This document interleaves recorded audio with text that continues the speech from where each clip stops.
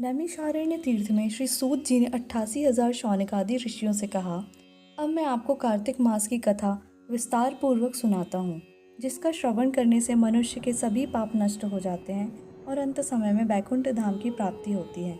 नमस्कार, मैं स्वाति आपके अपने चैनल इंडियन माइथोलॉजिकल स्टोरीज में आपका स्वागत करती हूँ। आज मैं आपको कार्तिक पुराण का पहला अध्याय सुनाने जा रही हूँ। आइए प्रारंभ करते हैं।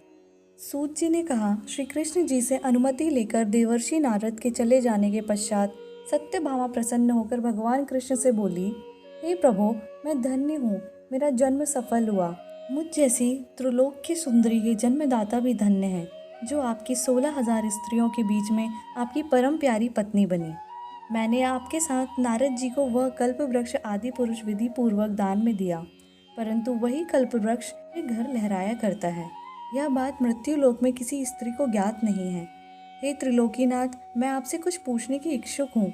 आप मुझे कृपया कार्तिक महात्म्य की कथा विस्तार पूर्वक सुनाइए, जिसको सुनकर मेरा हित हो और जिसके करने से पर्यंत भी आप मुझसे विमुख ना हो। सूत जी आगे बोले, सत्यभामा के ऐसे वचन सुनकर श्री कृष्ण ने हंसते हुए सत्यभामा का हाथ पकड़ा और अपने सेवकों को वहीं रुकने के लिए कहकर विलास युक्त अपनी पत्नी को कल्प वृक्ष के नीचे ले गए। फिर हंसकर बोले, हे प्रिय, 10,000 रानियों में से तुम मुझे प्राणों के समान प्यारी हो। तुम्हारे लिए मैंने इंद्र व देवताओं से विरोध किया था। हे कांते, जो बात तुमने मुझसे पूछी है उसे सुनो।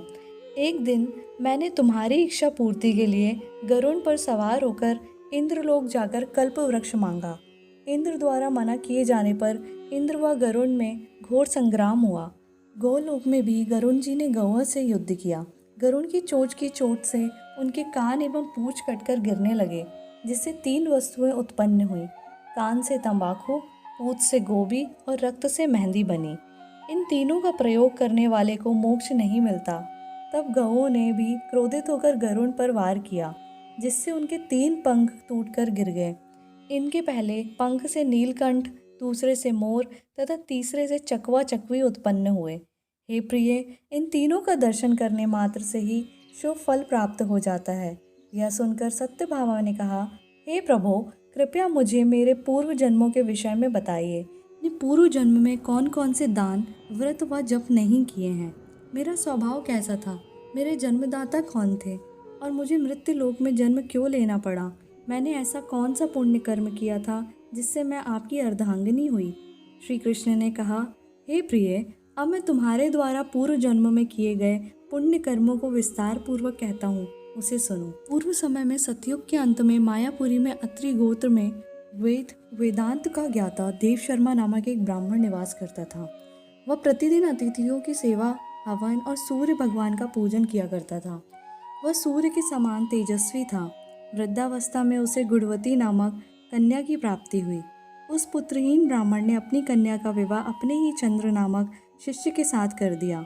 वह चंद्र को अपने पुत्र के समान मानता था और चंद्र भी उसे अपने पिता की भांति सम्मान देता था। एक दिन वे दोनों कुश व समीधा लेने के लिए जंगल में गए। जब वे हिमालय की तलहटी में भ्रमण कर रहे थे, तब उन्हें एक राक्षस आता हुआ दिखाई दिया। उस राक्षस को देखकर भय के कारण उनके अंग शिथिल हो गए और वे वहां से भागने में भी असमर्थ हो गए। तब उस काल के समान राक्षस ने उन दोनों को मार डाला। चूंकि वे धर्मात्मा थे, इसलिए मेरे पार्षद होने मेरे बैकुंठ धाम में मेरे पास ले आए। उन दोनों द्वारा आजीवन सूर्य भगवान के पूजन किए जाने के कारण मैं दोनों पर अति प्रसन्न हुआ। गणेश जी, शिव जी, सूर्य व देवी, इन सब की पूजा करने वाले मनुष्य को स्वर्ग की प्राप्ति होती है। मैं एक होता हुआ भी काल और कर्मों के भेद से 5 प्रकार का होता हूँ। ऐसे एक देवदत्त, पिता, भ्राता आदि नामों से पुकारा जाता है। जब वे दोनों विमान पर आरूढ़ होकर सूर्य के समान तेजस्वी, रूपवान, चंदन की माला धारण किए हुए मेरे भवन में आए, तो वे दिव्य भोगों को भोगने लगे। कार्तिक पुराण का पहला अध्याय समाप्त। बोले श्री कृष्ण भगवान की जय।